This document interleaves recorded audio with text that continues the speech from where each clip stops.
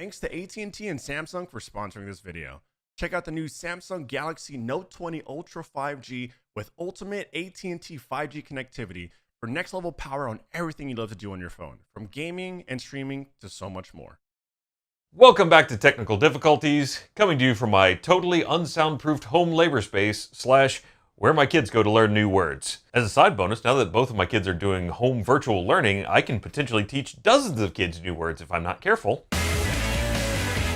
Speaking of kids, if you've ever seen any of my streams, you'll know that my children are experts at sneaking out of their rooms at night. Occasionally to burst in and hold me at Nerf Point for snacks and or $20. It's a good plan, but you can't get caught on camera, kid. So today, we're gonna try and rig up some early warning systems for anyone that lives with ninjas or just nosy people. As a side note, while yes, you could use this to make a DIY alarm system, please, please, please do not trust anything you build yourself with your home safety. Unless you're a Green Beret or Kevin McAllister, then hey, you do you. This will be some basic building blocks that we can use to hopefully trigger more complicated solutions in the future. Sort of the level 1 of intrusion warning systems. To do that, we need ways to detect said intruders. I'm going to focus on rigging up a system to detect when a door opens and maybe a vibration sensor. When I'm making the show, I always try to figure out how to MacGyver a solution to something using things you might find at home instead of going full Arduino with it. See, I dropped the extra R for you people out there that are purists. There are plenty of cheap motion sensors, vibration alarms, sound detector modules that are compatible with small electronics if you know how to wire and code for them. I built something special for this episode. It's heavy. Ta-da! The Technical Difficulties Hobbit Door. I can already hear the outrage over its lack of proper paint job, much as was evident in the Nerf episode. And to you artists out there, I say, I respect your talents, because I possess none of it. The only class I really had trouble in when I went to school for computer animation was the class that required traditional art skills, because I don't have any. Seriously, I almost messed up just painting the Can Crusher black. So now I have a tiny Hobbit door made out of a 2x6 frame, a piece of masonite, which is what this smooth surface on this door is, some 2x4 hinges, a ball latch, which is what this is, and a handle. We also need an alarm. Thankfully, your grandma gave you one for your birthday last year. I'm pretty sure anything one of these cards plays would be copyrighted, so let's see what Alec dubs in over this.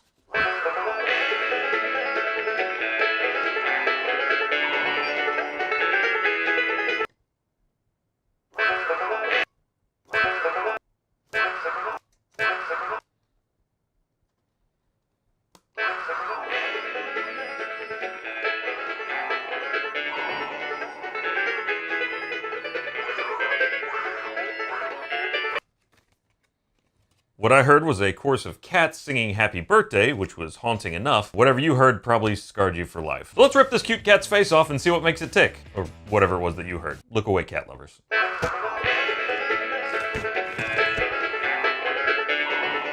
So inside we have this little trigger strip, which keeps this metal arm here from touching a contact underneath.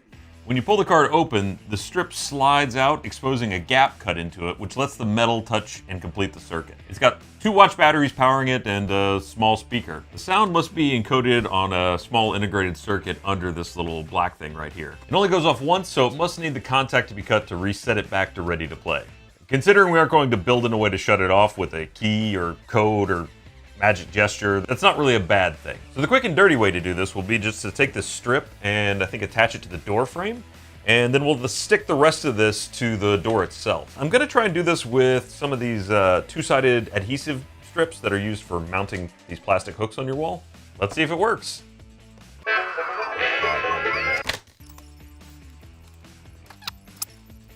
Man, they did not spare on the adhesive on this thing. I wonder if it'll just stick on there with the leftover adhesive. Huh. Probably should have given some thought to moving that closer to the edge. All right, so I'm lining up the sensor with the edge of the door. I'm just gonna rip this strip off and maybe just use regular tape for that. And by regular tape, I mean the unofficial sponsor of Technical Difficulties, regular Scotch electrical tape. Electrical tape, which I don't remember buying, and I think it just follows me through life, soul-bound, never running out, and never far from me. Instead of using the side with the gap, I'm going to use the reverse so that it'll pull cleanly out when the door opens.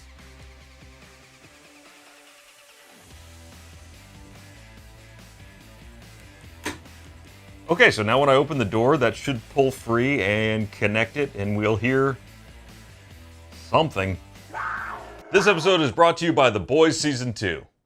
Hey, our favorite underdog anti-heroes, the boys, are back to continue their battle against the Seven. And the stakes are even higher. Still licking their wounds from last season's losses, and now on the run, the team is going to need more than just thoughts of revenge if they hope to stand a chance against the world's most powerful superheroes. They must expose Compound V and the way that Vought and the Seven manipulate the public to stay in power, all while grappling with their own vulnerabilities along the way. This season promises deeper dives into the characters, their motivations, and the chance to see the humanity behind the supes. Will the boys be able to take down the corrupt establishment and change the status quo? Or will they be crushed by the ultimate power of Vought and the Seven? To find out, go to Amazon.com/TheBoys to watch The Boys Season 2 starting on September 4th. Again, that's Amazon.com/TheBoys starting on September 4th to watch Season 2 of The Boys. And hey, go check out Season 1 now, all available on Amazon Prime.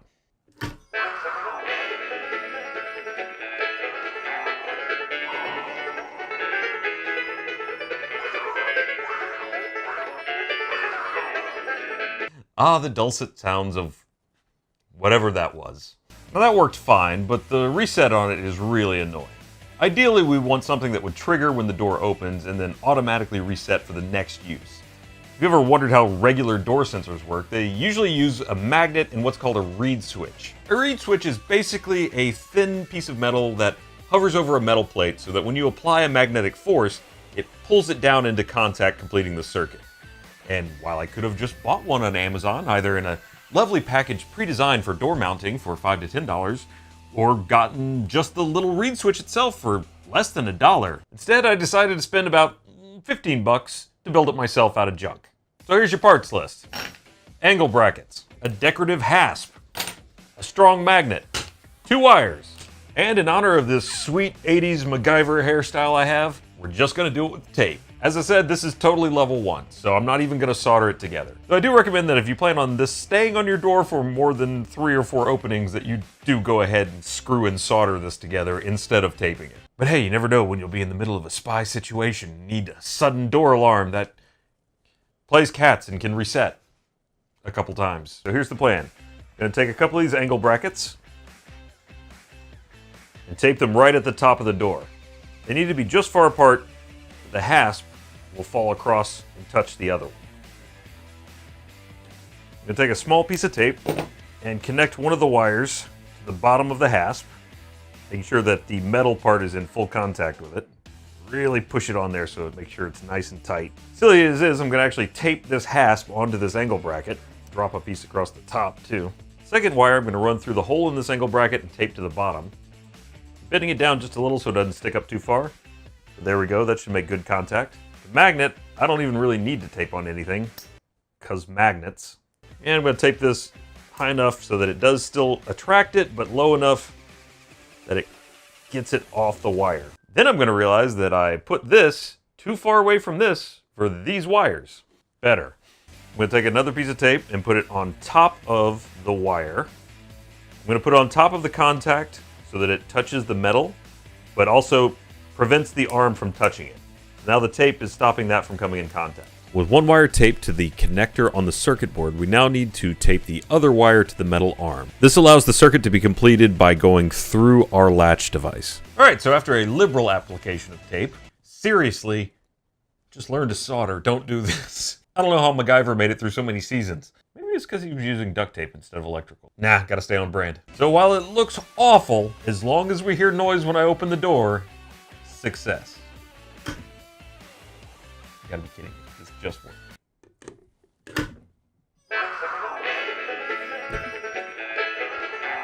Gotta be honest, I'm a little relieved that that worked because I've opened that door 3 or 4 times to middling degrees of success. But, as you can see, when the door is closed, the hasp is lifted up by the magnet, and when the door opens,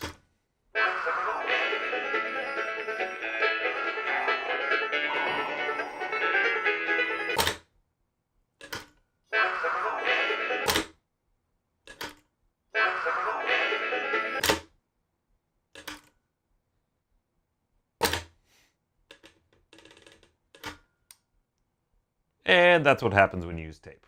Now don't be afraid when you're building things at home to prototype it out with tape like this. Obviously, now that we have a proof of concept, if I screwed these into the door so that they're dependent on tape, if I bolted the hasp onto the angle bracket so it didn't have as much play, and if I soldered all the connections, this would work flawlessly every time. At least until the watch batteries gave out. The batteries are sort of why I say don't trust this as any sort of actual protection in your house. I mean, aside from the fact that it's only as loud as a greeting card, you won't hear it from very far away. But maybe we can hedge our bets in that category. Let's see if we can make a quick vibration sensor. For our quickie vibration sensor, we're going to use a nail, a small spring, a wire, angle bracket, more tape, and another one of these delightful musical instruments. Not 100% sure this is going to work, but let's give it a run. First of all, I'm going to tape my angle bracket down. So you would put this on something that was touching either the floor or whatever surface you wanted to detect vibrations in. I'm going to take my spring and kind of put it on the end of the nail. Boing, boing.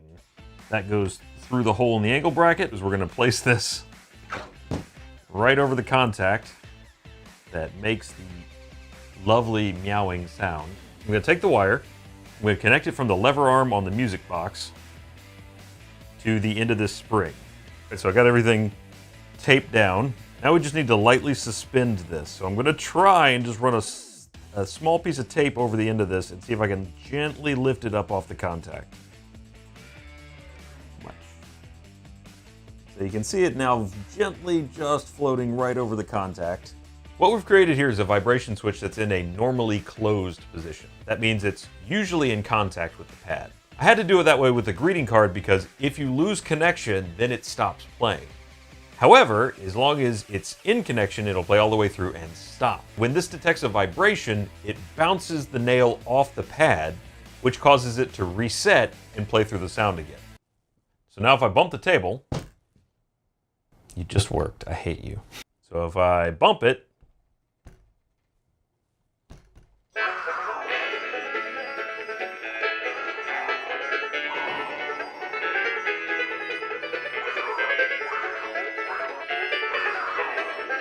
the sensitivity of this can be changed by changing the weight of the nail that you've got here at the end, the length and springiness of the spring. And obviously, I would say if you're going to do this in a situation where you wanted it to last, you should screw things down, solder the connections instead of having it all taped.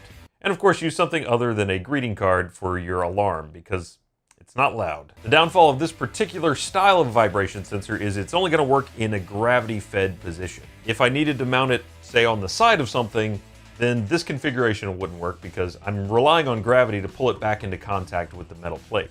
If instead we put the nail into the end of another conductive surface like another spring or a metal tube and used that, then it could detect motion in any direction. You would need that to connect to an alarm that was used to being in an always open state though.